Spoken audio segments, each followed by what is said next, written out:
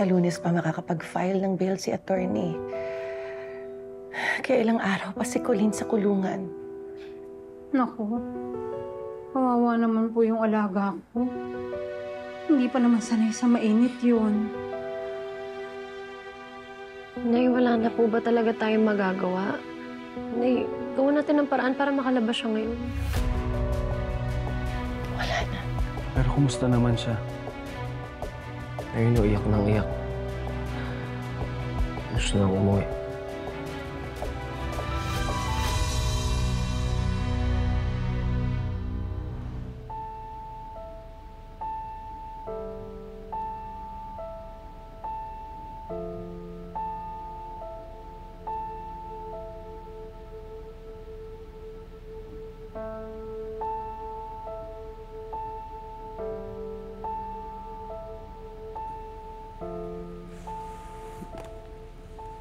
Ito, ipangsapin mo sa sahig para hindi ka malamigan.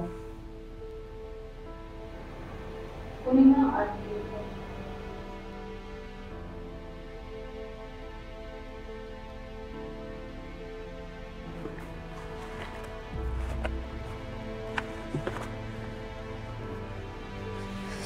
Salamat po, Miss. Ate Emmy na lang. Formal naman ang miss. Ilan taon ka na ba? 20 po. Sus, ang bata mo. Anyari at napadbad ka dito? Pinatay mo kapatid mo, di ba? Hindi ko pinatay ang kapatid ko. Yun naman sinasabi ng lahat eh. Hindi yan totoo.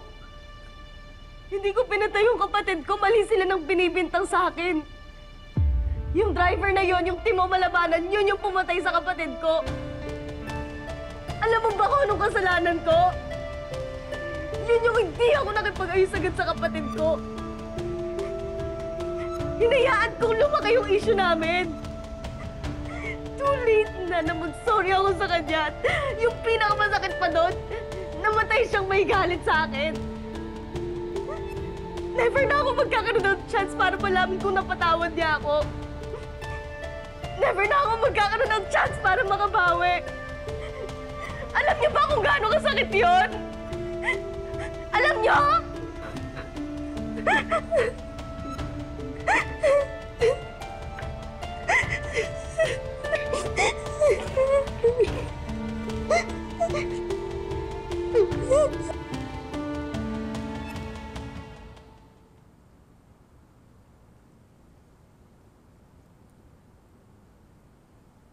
Ate Perma?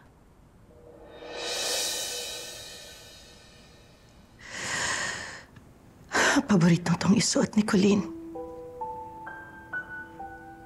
Paano kaya kung nasentensyahan siya? Paano kung tuluyan na siyang makulong? Masusuot pa kaya niya ito? Ate Perma naman, masyado ka namang advance mag-isip. Kung nakita mo lang sa kulungan si Colleen,